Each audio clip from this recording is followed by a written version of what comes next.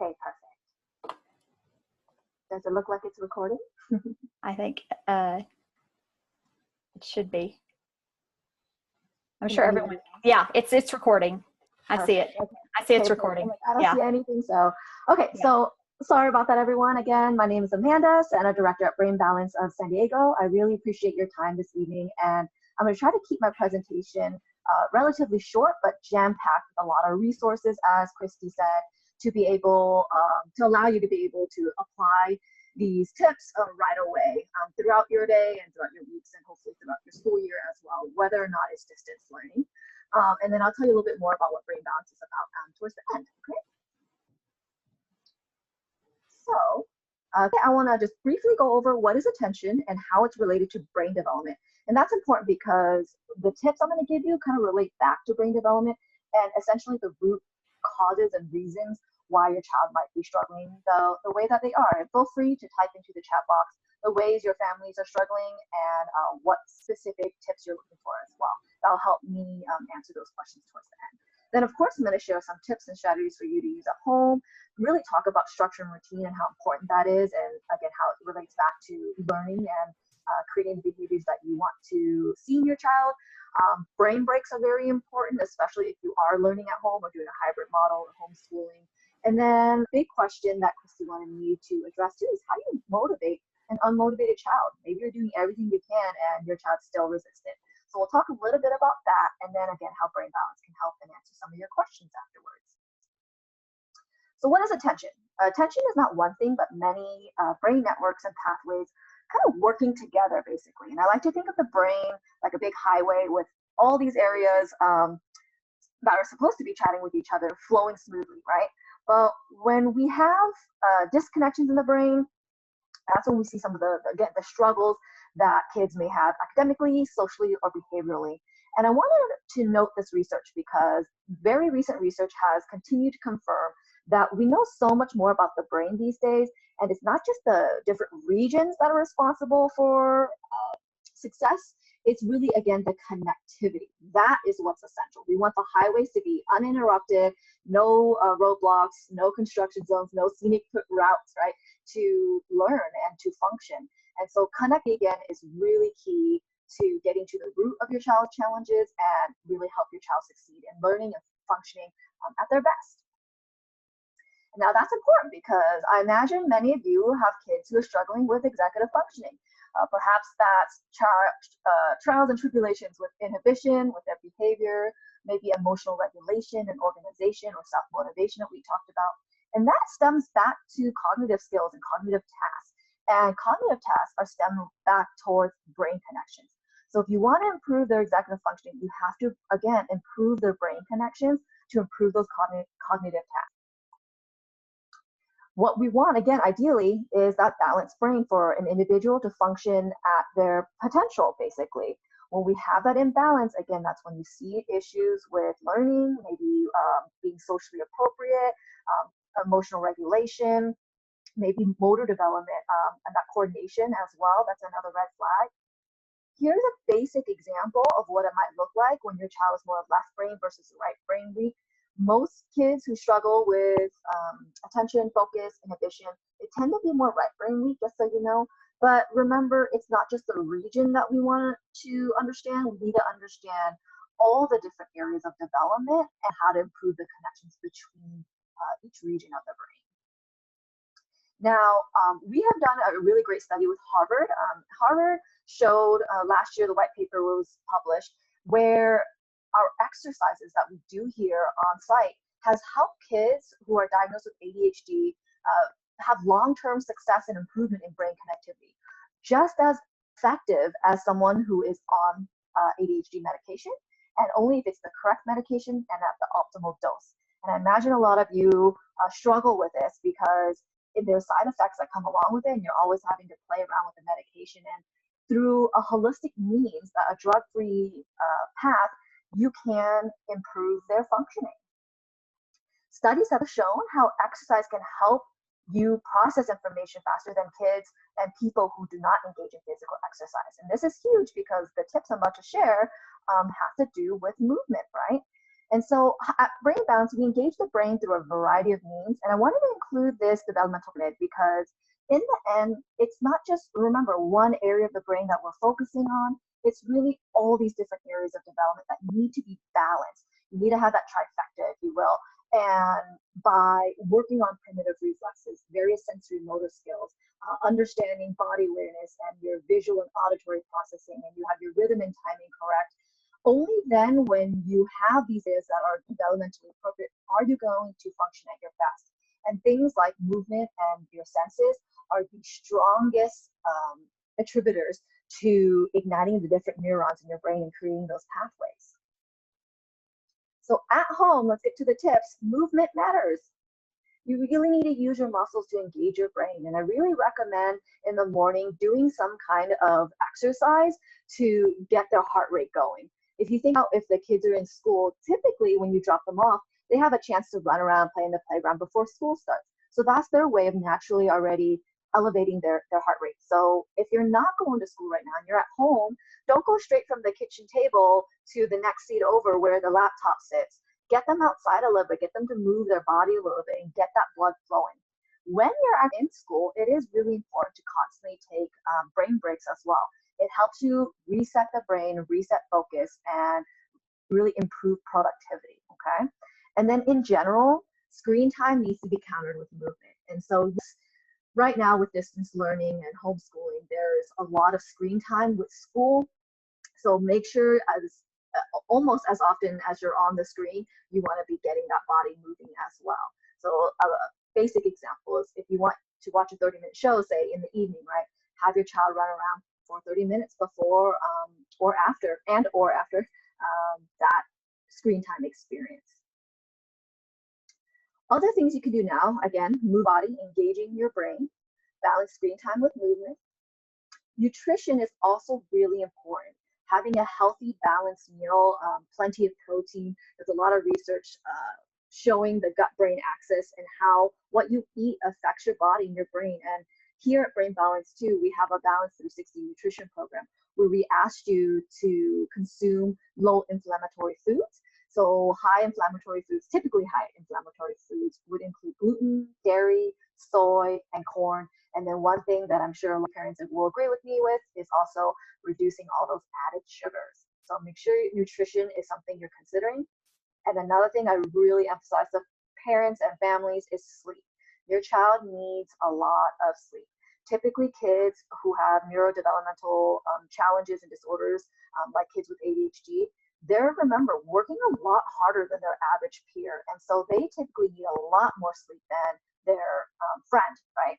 So make sure, I like to recommend a go to bed alarm as well as a wake up alarm. People don't tend to think about go to bed alarms, but that gives you a chance to start that process and make sure you get enough sleep in each night. Amanda, Yes. a couple of quick questions. Number one, is there a specific exercise that you have found or a couple that you could recommend that tend to help with that 3 to 5 minute to get the heart rate going in the morning time? Yes. So Yeah, is there a couple? so I'm going to talk a lot too for different brain breaks that I'm going to share later, but in the morning, just getting your child to do jumping jacks, running in place, maybe doing some sprints out in the front yard or backyard, whatever kind of set you have, doing some push-ups and sit-ups, all that gets your blood pumping. And I do that too. So I try to work out 5 days a week, but I don't always get a full workout. But if I can get 5 minutes in, I do the same thing I'm sharing with you. I just do some basic sit-ups and push-ups and squats. So 5 to 10 minutes is all you need to really get your blood and brain moving, basically. So that would be a good start in the morning. Okay. I'm sure that there might be some parents out there that say that that's great, but they may have some challenges with their kids to do some of those things. So maybe you can address that. Yeah. I recommend you always try to do it with them, right? So it's not just on them. Like, why do I have to do it, right? It's going to be good for your body and your brain too. That's good. So another question is, what if your child struggles with sleep issues? That's something I would recommend you talk to your pediatrician about. But there are some basic ways, or maybe basic tips to help with sleep. So if you haven't tried essential oils, something like lavender is usually very calming and helping with that.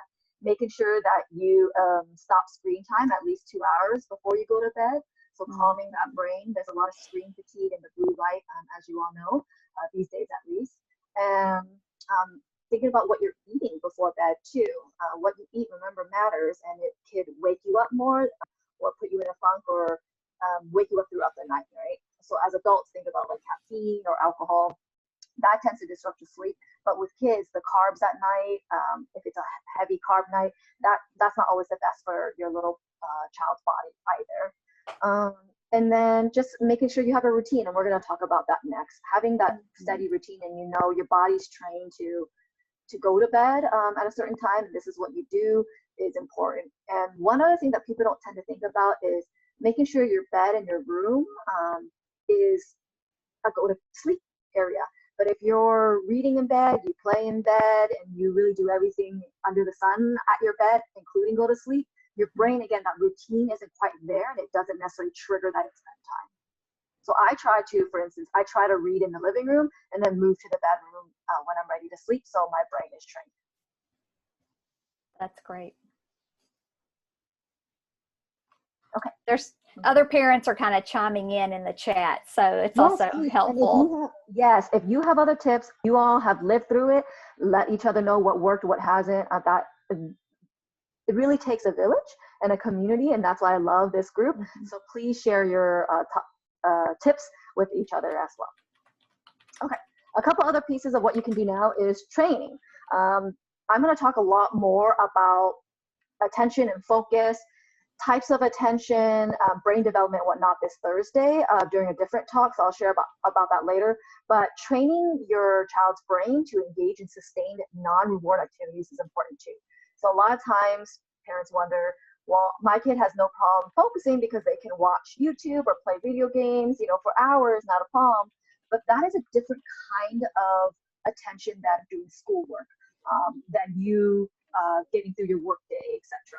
So some things you can do to train that sustained non-reward attention span is doing puzzles or board games, baking, because you don't get that reward till later, okay? And then the last thing is schedule. Establish and stick to a consistent schedule and routine. That's really, really important. That's what I want to go into in just a minute.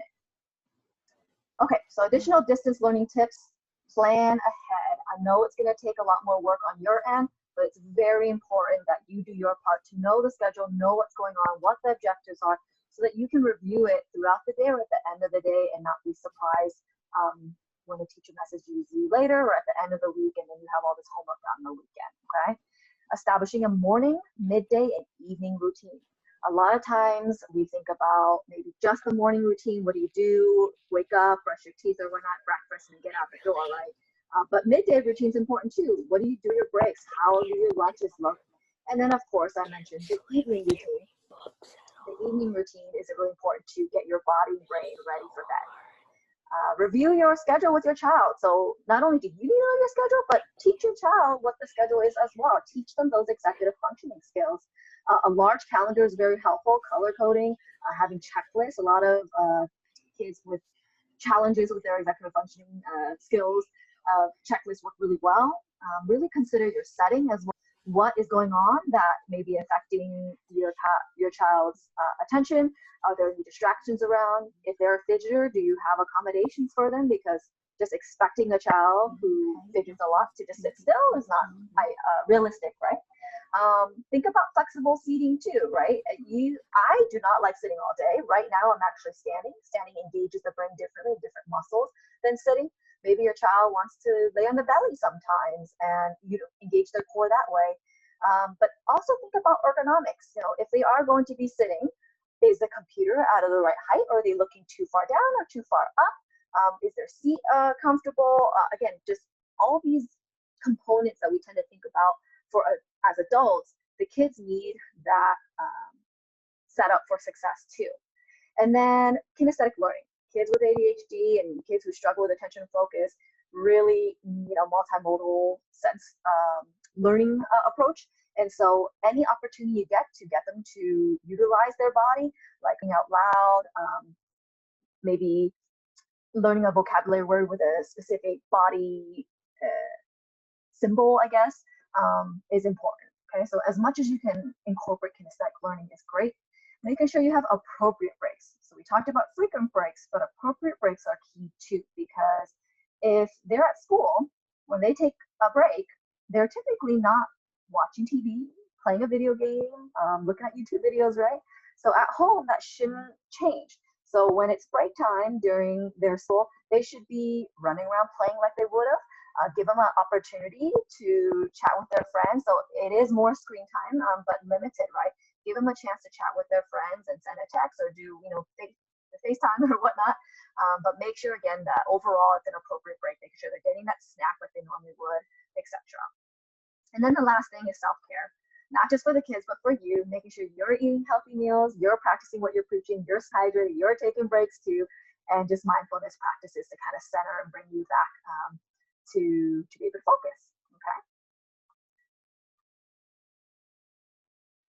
Here are some additional strategies if your child is struggling with inattention, impulsivity, and or hyperactivity. In general, you want to make sure you keep your approach simple, and it needs to be intentional. It can't just be everything under the sun, and you need to be consistent. Consistency is key, accountability is key for both parties, and making sure that your child understands the point of everything, right? Because I'm very much that person where I like to ask, so what? If it doesn't make sense to me and it doesn't seem to matter, then I'm definitely not very motivated. So making sure your child understands what's going on and why, and having them be a part of the strategy for success is key too. So a lot of these tips have some overlap, so I'll give you a chance to look at that for just a sec, and then we'll move on. And I know I'm moving quickly, so just let me know if you want me to slow down. I just want to make sure you have enough time for all your questions. Okay.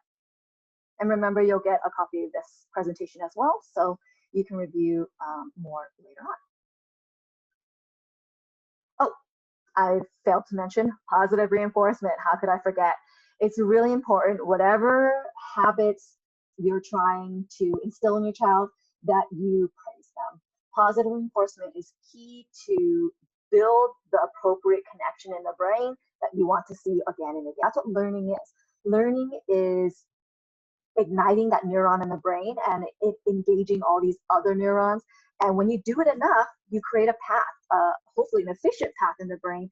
And just like these different tips that I'm sharing with you, if that works for you, do it consistently enough to create that path in the brain so that your child has that opportunity to behave the way you want them to. Okay, so structure is huge because that is part of how, again, you create those pathways in the brain.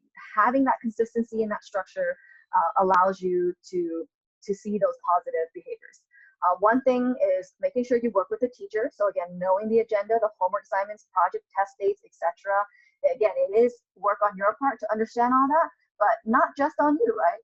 Part of the responsibility is for you to understand that, but you sharing that with your child and having your child share that with you, and having a system in place that hopefully you find a system, I should say, that works so that you're not micromanaging. The goal is not for you to micromanage your child. The goal is for you to teach your child how to manage themselves in the long run, but you can't expect that if they aren't taught, I should say.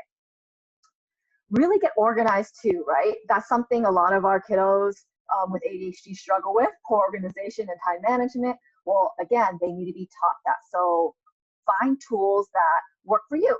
By the way, and you see these words that are blue and underlined, those are links to other resources. So I really try to incorporate a lot of resources within my presentation that you can just click on as it pertains to you to download or to learn more. And there's more resources at the end of the presentation as well. There's 2 slides. So an organization chart, maybe you create a binder that is broken up by subjects, and a homework log as well is something that may be helpful for you. Okay. Amanda, yes. Whenever you had the slide back there, it said reduce directions. What do you mean by that exactly? Great question. So when you give your child a task, and as adults too, we tend to give direction, like 5 different directions, for instance, to do one thing, or we expect them to do 5 different things. We already know your child is struggling with the processes of following through with that task. So instead of expecting them to be able to do as you ask, you got to reduce the number of directions and set them up for success and train them up to be able to handle more than one direction at a time. So many of our kids that come through brain balance, this is one of the #1 issues. They cannot follow through with multi-step tasks. Well, that's where the checklists come in, right? These systems in place where maybe you don't want to repeat yourself over and over in the morning. So every morning, the routine is you see this chart, you have to wake up, you have to brush your teeth. I want to see a check mark when you do that. I want to see that you ate breakfast, put a check mark there when you're done with that. And so you don't have to, again, micromanage or repeat yourself, but you can also just reduce the ask as well. And then this last line here, consider duplicate tools at school and home. I really love this. It's something that not a lot of people think about, but one of my kiddos for her IEP, that's one less stress for her when she hit middle school, because she's a forgetful person. And instead of showing up in class and not being prepared to learn because she didn't have the pencil or the eraser or that notebook, part of her plan was that in each of her classes, each period that she has to rotate to, they already have a set of tools for her that she leaves in that classroom. And so the same can apply for at school and home too. Maybe you get 2 sets of whatever it is that you're always struggling, like, why do you keep forgetting this or that, right? I'm sure you say that on a regular basis. Okay. Teach time management, I'll talk that, right? So using a large calendar, I really love color coding, breaking down big projects into manageable blocks as well. That's, again, teaching them how to prioritize their time, and how really teaching them that projects that can take 5 hours, we're going to make it manageable by breaking it into 1-hour chunks. Every other day we're going to spend half an hour or something like that working on this program or that project, or to study for that test. So teaching them actual concepts of time is important too, because some kids don't have that understanding. It's not just the management piece of like they don't know how to prioritize, but they may not understand that it takes them 2 hours to do homework. 2 hours to them is the same as 5 minutes, right? So constantly talking about time and how it relates to their lives in general, not just for homework, is important to help them understand seconds versus minutes versus hours. After school routine is vital, as I mentioned. Really have a plan for when you're going to do homework and stick to it. These routines take time to change, or take time to establish, and they can also change because you have to consider extracurriculars, holidays, chores, and even the type of setting you're in. Are you going to be home, or are you going to be somewhere else, maybe at a sibling's karate class, so you're going to have to do homework waiting in the lobby, whatnot, right? So make sure you have a routine though, so that it's consistent, and just like going to bed, they know what to expect versus, I don't know when I have to do it, or I'm tired now, or whatever the excuse may be later on. So as much as possible, keep that routine consistent. Amanda, we have a parent that says, and I've experienced this as well, talking about time creates anxiety for their child. So how do you handle that? It depends on how you're approaching time. If it's time as in like it's taking you too long to do it, or it's been an hour already, that's different than teaching them, hey, like in 5 minutes we have to turn that off. Okay, it's been 4 minutes, 1 more minute before you have to turn the TV off, right? Or okay, it should only take you 2 minutes to brush your teeth, and you set a timer. And then, okay, good job brushing your teeth for 2 minutes. We're going to go to bed now in 5 minutes, right? Or in 4 minutes, which is like twice as long as how it usually takes you to brush your teeth. So just breaking it up into, again, smaller chunks and in a way that they can conceptualize. Again, it's not a quick lesson. Learning time takes a while. And I know for some kids it brings about anxiety, but typically with my experience and what I hear is the anxiety comes from the pressure of time. Yeah, it's I think that's exactly what happens. Is it happens whenever ultimately, you know, you try to scaffold as many of these things as you can, but there always comes a time and place in the day where there's a time limit that you Yep, have and to you're be rushed. somewhere, Yeah. doctor's appointment, whatever, and there's a hard deadline that has to Yep. be met in the family. And Yep. so I think that's what they're talking about. I'm sure everyone on the call can relate. Yeah, and so in those situations, you just have to anticipate it.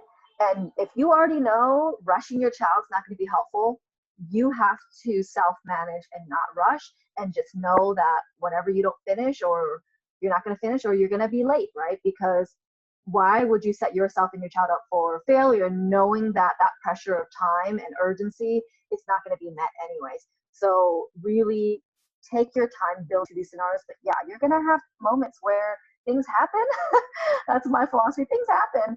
And unfortunately, you are going to have those moments where you're not going to be able to get certain things done. You're going to be late, or you're going to have frustrations or anxieties with your family, but you teach them afterwards, you know, having that conversation that it's okay, you know, but this is how we can do better next time. And, or this is why it's important for us to not be late next time or whatnot, right? So use that as a teachable moment versus a frustrating,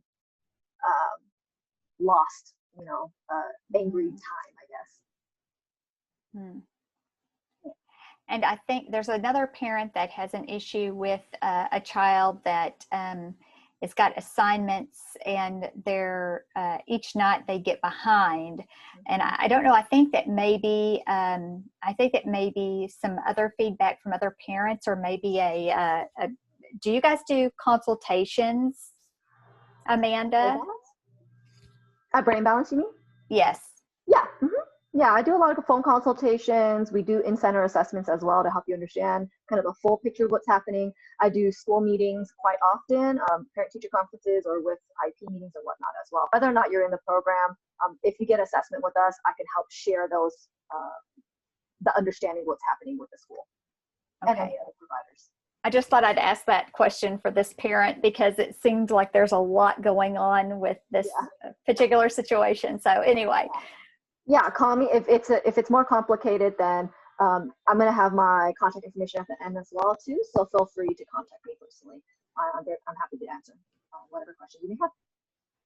Okay, so last piece is rewards for completed homework, right? It's those incentives. I'm going to talk more about intrinsic versus extrinsic motivation. But again, positive reinforcement. If they're able to complete their homework, what do they get out of it? Hopefully a hug, a praise, more time outside to ride their bike, you know, whatever it may be. A reward is always nice, but it doesn't always have to be an intrinsic material reward. Okay, so let's get into the brain breaks. This is one of my favorite areas. I think this is so important. To be clear though, a brain break is time away from whatever you're focusing on. And ideally, it's a break. It shouldn't be more work, okay? And how often is always something that comes up.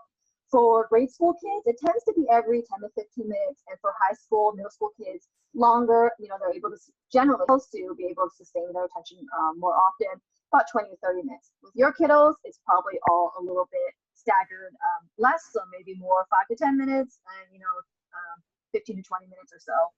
But remember that it doesn't have to be long, right? 1 minute, 2 minutes, maybe 5 minutes.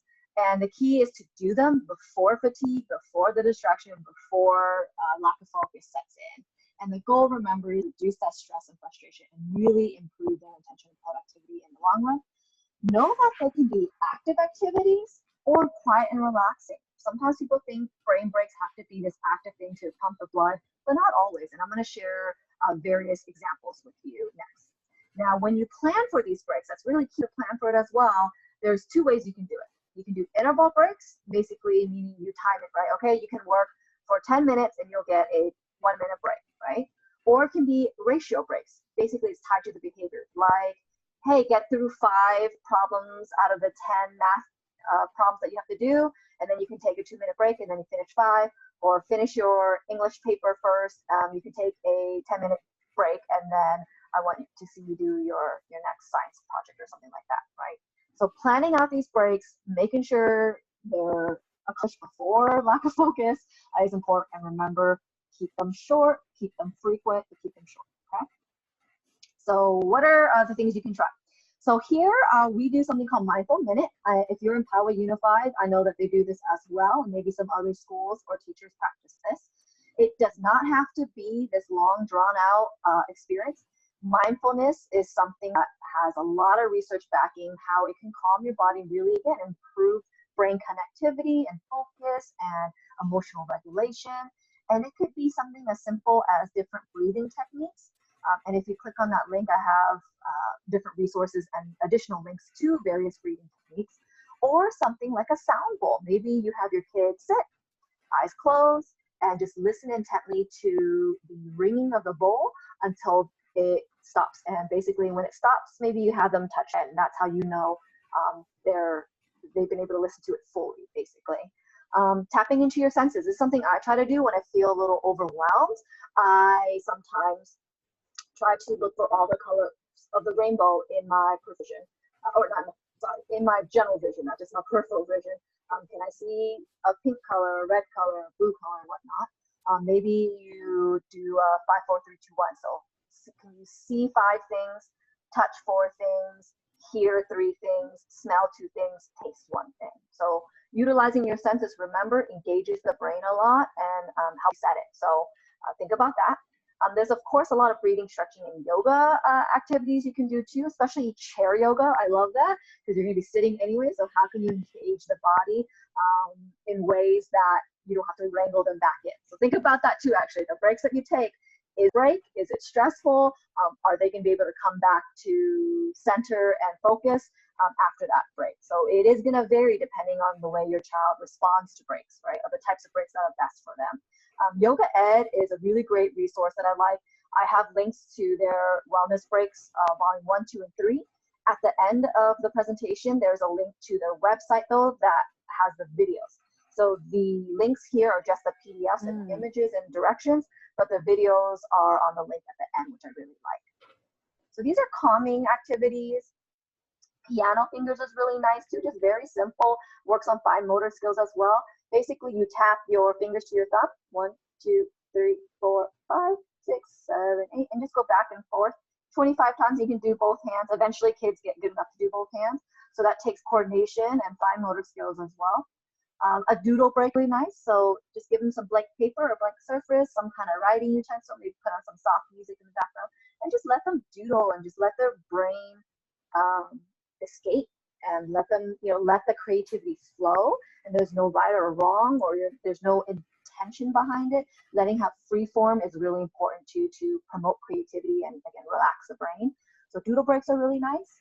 I really, really like mirrors. It's something that siblings can do together or do with you, but basically one person can be the mover, I guess, and the other person can be the mirror. So if I'm moving my right hand to the side, if Christy was my partner, she would move her left, right? And she's mirroring me just like so. Good job, good try. And then for extra challenge, you can have the person do the opposite. So that these activities, again, are not only meant to calm the brain and reset the brain, but it helps balance the brain too. They work different areas of the brain and help these connections. So again, to increase the challenge, do the opposite movement. I taught jumping jacks earlier. Something to note, though, this is usually a red flag that there's an imbalance in the brain. Jumping jacks are actually not as easy as most people tend to think they are, because jumping jacks require both hemispheres working together and connecting to say, hey, when my arms open, so do my legs, right? It's not one side or another of the body. It's both hemispheres having to coordinate. And so maybe some kids can do a jumping jack, but they can't sustain that pattern. That's another red flag. So if you can do jumping jacks, it's really good for the brain. Try to do 20 or more in a row. And then to increase the challenge, try it with your eyes closed. I talked about sit-ups and push-ups. That's a really good way to engage your brain and your processing skills, because core is essential and very tightly connected to processing skills. So try to do maybe 30 a day. You can break it up into sets, whatever the kids can do. Really, in the end, it's the quality, not the quantity. But try to build up their core strength and help them do a variety of core. So sit-ups and push-ups are one thing, but maybe you do dips. Maybe you do a side plank, whatever it may be. It's important to vary it and keep your core strong, not just your ab core, but your upper body too. That requires core. Cross crawls is really fun. This is something we do in center as well. Again, takes coordination between the left and right hemispheres of the brain. Basically, imagine yourself marching in place, but whatever knee comes up as you're marching, that opposite hand. So right now, my left knee is up. My right hand naturally comes up for balance, but for some kids, that it's not the case, right? If they have an imbalance. But what you want is for them to be able to touch their hand to the opposite knee, okay? And so same deal, red flags if your child can't maintain this pattern. So try to do 20 or more in a row. But these are activities that are now starting to pump the blood a little bit. Balance is another big one. Proprioception is your internal vestibular system, and proprioception is kind of your understanding of your internal GPS and how you relate to space around you and gravity around you. So balance is not that easy for a lot of kids with neurodevelopmental disorders as well. So another test is, can they balance with 2 feet just on an uneven surface? If they can, work on one leg balances, working from a few seconds for some kids up to hopefully about 60 seconds. Again, make it harder by being on an uneven surface, even with one leg. And ultimately, the goal is that they can do this with their eyes closed. That's strong balance for you right there, when they can do it with their eyes closed. I'm willing to bet a lot of your kids are going to struggle with this. Not all of you, but a lot of you. And this is something you can really work on to improve the brain connectivity and, again, these intentional breaks. Amanda, so a question is, with regards to specifics with some of these tips, which are wonderful so far, I mean, these are great. Which ones, are we implementing these brain breaks during class time or in between class? And I guess, like, which ones? So I guess, some that are like these doodling ones versus the touch ones, and versus these that are more active. I think that's kind of the question. Yeah, great question. I think you need to incorporate them as much as your child needs them.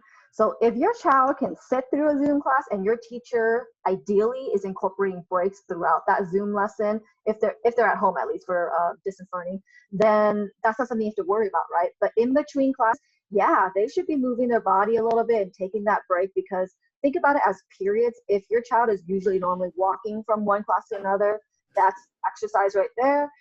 Even in the classroom, when they're switching from subjects, teachers generally give you a body break, and maybe just get up and wiggle, right? That's something as simple as that. I didn't put that on here, but just wiggles. It's silly and it's fun, and you drop down, you fold at your hips, and you wiggle back up. And I like to think of it as those funny, at the car dealership, those funny balloon people, right? Those long, funky ones. So you can ask the kids to imitate that and really work up their body. But in the end, it really depends on what the teacher is already putting in place, and then from there, what does your specific child need to succeed too? And then, as I mentioned earlier, what you do, what type of break you do, is dependent on your child too. Maybe your child can't handle these wiggle activities because it's going to be too hard to rein them back in. If it's too hard to rein them back in, that's not an appropriate break for them. So you got to find something else that maybe is still active, like a cross crawl, that is not too silly, so it can still give them that exercise without getting the giggles that are indefinite.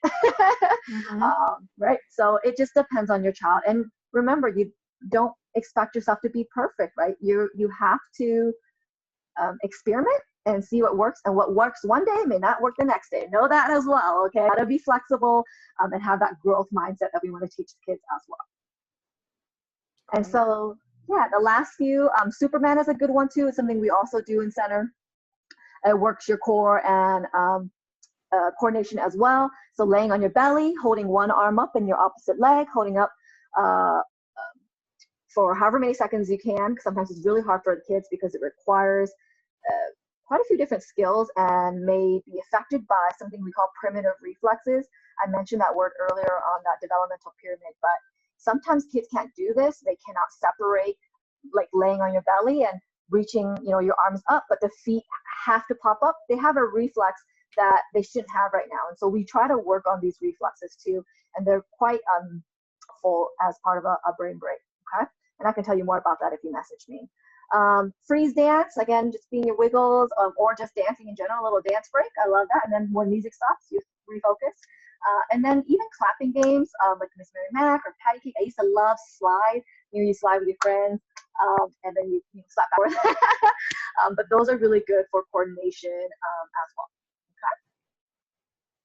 So that's just some examples. There's so many more brain breaks that you can do if you just look a little bit online. But I wanted to put my favorites on here that are the most intentional, because in the end, yes, there are a lot of brain breaks. So how do you know what to do? But think about attention, what you're trying to achieve in that break, and allow that to guide you on what kind of break you should do. Okay, so motivating unmotivated students. Maybe you're doing all these things with them. You're the perfect parent, yet your child is not being the perfect child. They still don't want to cooperate. It's hard for them to focus. Now you got to start thinking about their basic needs. So a lot of times, are they comfortable? Do they have to use the restroom? Are they too hot, too cold? Do they, in a setting, I talked about environment. Actually, I didn't talk about environment, but I did a little bit actually. Are there too many things stimulating them in that environment? Are there other distractions? And thinking about their self-esteem too. Unfortunately, we see a lot of kids with pretty poor self-esteem because they've been put in a position that not always to succeed, and they're just not able to process and learn at their full potential like everyone else. And so they keep falling behind, they fall behind, and they're always in trouble, right? And maybe they have a hard time regulating their impulsivity, and so they're in trouble on top of that with not homework and whatnot. So think about their basic needs. Maslow's hierarchy of needs is a good chart to show you, or pyramid, to show you these are some things that need to be sound before they can really be motivated. Okay. I talked about knowing the bigger picture and the purpose. A lot of kids oftentimes don't know what the point of doing this or learning that is, and so doing your best to explain that, or getting help from your teachers to explain why they have to learn, this or that. And I'm gonna empathize with you, because in this day and age, your children are learning in a time and growing up in a time where we have the internet, and really anything they want to know they can look up. So why do I have to learn this, right? So understanding where they're coming is key too, empathizing, but then telling them looking something up is not the same thing as knowing it, understanding, and having that holistic, well-rounded knowledge base to be able to function in the world effectively and efficiently, right? It's all about effectiveness and efficiency in your functioning and thinking and learning and problem solving and whatnot. Do they have skills? So something like planning and prioritizing. Do they have the skills to actually accomplish that project? Maybe they're not motivated because they have no idea that 5-hour project I talked about earlier seems way too big to them, so they don't even get started, right? Maybe you're asking them to do or the teacher's asking them to do a math problem that requires multiple digit subtraction or multiplication, but they barely know how to do single digit, right? So I see that a lot as well, right? These expectations that we place on these kids aren't realistic. And so think about what their skill level is and then adjust and meet them where they're at, basically. I talked about motivation earlier. So what lights them up? Is it something intrinsic, like they personally want to get an A or pass that exam or get a praise from their friends for doing a cool project? Maybe they want something extrinsic, like an experience, like, hey, I do well on that test or finish my homework on time, I get to hang out with my friends. Or if I do really well all week, I get to buy that new video game, right? So thinking about what motivates them is key, but there needs to be a blend of both intrinsic and extrinsic. If it's purely just extrinsic rewards, which I know it's easy for parents to go that route, because it seems to be such a high motivating thing for your child, but plenty of research shows in the long run and sometimes short run that is not going to be motivating enough for them. And so you want to teach them to have both intrinsic and extrinsic motivation, and that positive reinforcement and verbal praise is part of that. And then lastly, growth mindset. I talked about this with you as a parent, that you're going to have to accept that you can't be perfect, and you're going to have to experiment and fail and learn and grow from it. And that's something you really need to teach your child to, especially kids with ADHD. They're not always set up for success in society. And a lot of people don't understand, how they learn and how they function. They're not different in a bad way. They just learn different and process the world different than you and I or another person, and it's beautiful. Right? So showing them their strengths and helping them understand you have to. You literally have to fail for your brain to grow. There's research about that. You literally have to fail for your brain to create those brain connections and literally grow your squishy thing in there. So growth mindset is key. Okay, so we're wrapping up now. So one thing I really love is from Chase Cummings and Club Excite, one of our community partners. He said, who do you need to be in order to do what you need to do in order to have what you want to have? I'm going to read that again. Who do you need to be in order to do what you need to do in order to have what you want to have? I love this because it really gives kids a chance to break down and problem solve and get to that reward, right? So what do you want to have? Is it that extrinsic or intrinsic motivation factor? What do you need to get there? What are the steps? So maybe you want to go to your friend's house this weekend or that party. Well, what do you need to get it? Well, you need to pass your exam, right? And the steps are you need to study this amount of time these days in advance. And who do you need to be to get it done? Well, you need to be focused and you need to be organized and you need to be flexible and know that you may not be perfect while you're studying to get there, right? He did a really great presentation, by the way. It's on their YouTube site, and I have that link at the end of the presentation as well. Okay, so remember I said it takes a team. Sometimes you're doing your best and it's exhausting, and it's okay to ask for help. That's why you're all here today. Sometimes an assessment, though, is key because you are doing everything you can and something's just not clicking. Literally, something might not be clicking, and that's where assessments and a consultation with your school, with us, where that may come in.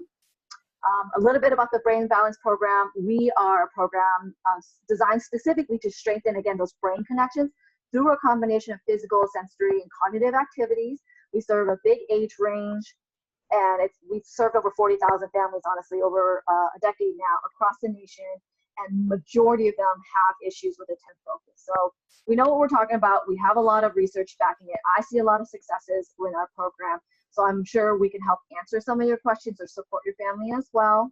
Stay connected with me. You can schedule a free consultation like we talked about, or schedule an in-center assessment.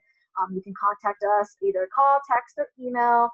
And then if you want to read more, this is two really good resources, Disconnected Kids and Reconnected Kids by Dr. Melillo. He's one of the co-founders of Brain Balance. It really talks about those brain connections and how they affect neurodevelopmental challenges.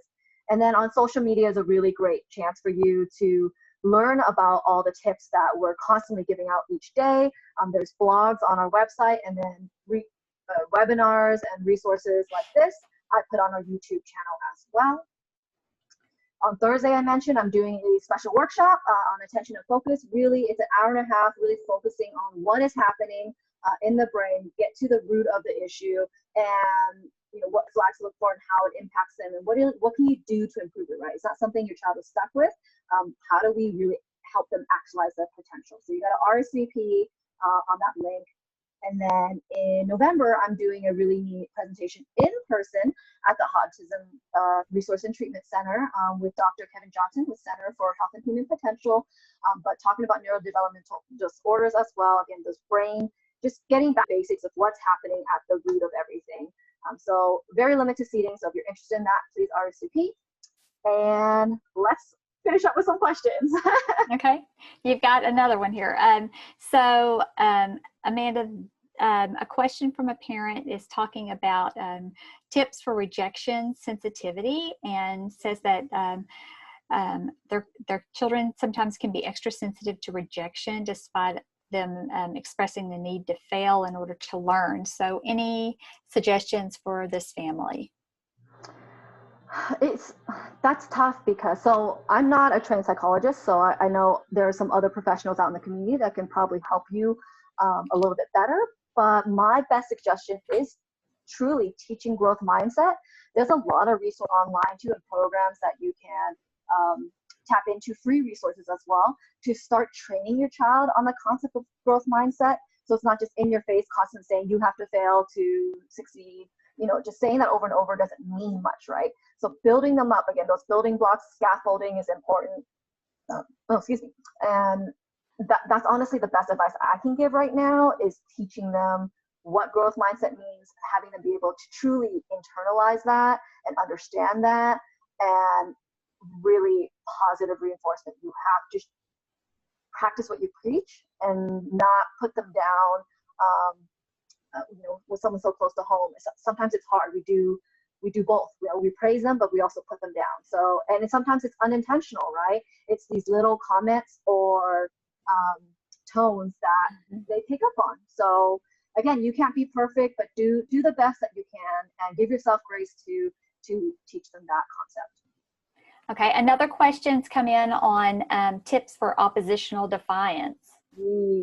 Yes, we have a lot of kids in our program with ODD, oppositional defiance disorder, defiance basically. That was one of my most popular workshops. For that, there's no simple, I can give you, I think the best thing is if you call me, help me understand what's going on with you, and I can tell you probably a little bit more. I do have a defiance workshop resources, and not a recording though, but I can share some resources with you too, with one of the top psychologists in San Diego, and we're actually across the state, is one of my good friends. And so she did that presentation back in January or February this year. So I would say contact me, email me even if you like, and let me know more about what's happening and where you're facing opposition, and then I can kind of go from there. So that's a whole presentation in itself. Mm-hmm. Another question is, someone wants to know why this is not part of Poway schools. I'm going to say it's the money.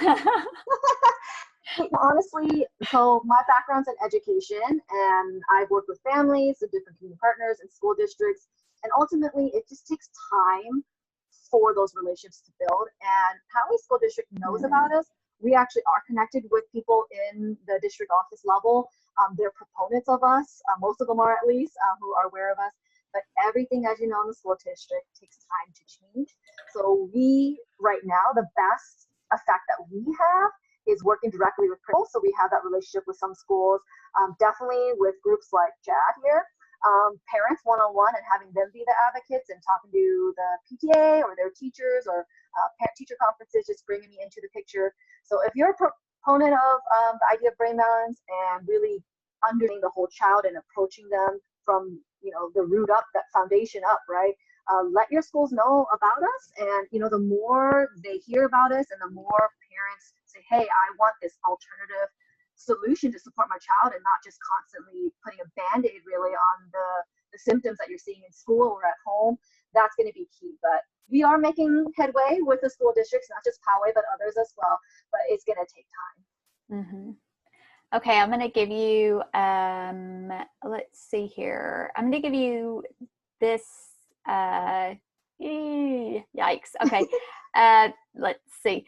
Okay, I'm going to give you, there's a couple more questions. Let me give you this one, and then there's a couple more that kind of trickled in here, but we have to kind of wrap it up. So I'm going to give you this one, and then I'll just kind of wrap it, and then you can reach out to these others. For everyone else, if I didn't answer a question, or if Christy missed anything, or if you want me to elaborate on anything else, remember, contact me, call me or message me or email me. It's not lost. It's fine. I can answer questions afterward. Okay. Yes, and if anyone on the chat has used any of the last couple of questions that just came in, if anyone can relate, and I know that there's one question in here that is talking about brain balance working with insurances and stuff. So I think that's going to be just put that to the side, and people can contact you directly. Okay. So here's the last question. We find it hard to reduce distractions. We experience this ourselves. So I think every parent probably is going to relate to this question. Since our kids are sitting in front of the computer screen for school, it's easy for them to switch to another website. Yes. So yeah, the old quick switch, right? I've heard this a lot. Yes. Personal experience too. Yes. Oh, I'm doing my work, and then all of a sudden they're like, yeah. And then, so any ideas on reducing online distractions? Yeah, there are programs, a couple of suggestions. There are programs where you can restrict access. The hard thing is sometimes, like YouTube, I know that's one of the biggest distractors. You need YouTube for certain classes, so that's tough, right? But what you can do is, a lot of kids don't know that you can see their history. So having that talk, right? Setting expectations, letting them know what you expect of them, what you don't expect of them, and checking in on that and letting them know. And they don't reveal the secret. If they don't know, you can see their history. Don't tell them, right? But look at the browser history and really have an honest conversation with them, and give them a chance to work on their character skills too, right? Without lying, because it's very common for kids with ADHD to lie. It's impulsivity. They don't always mean to lie, but they do, right? So see if you can block any of those pages.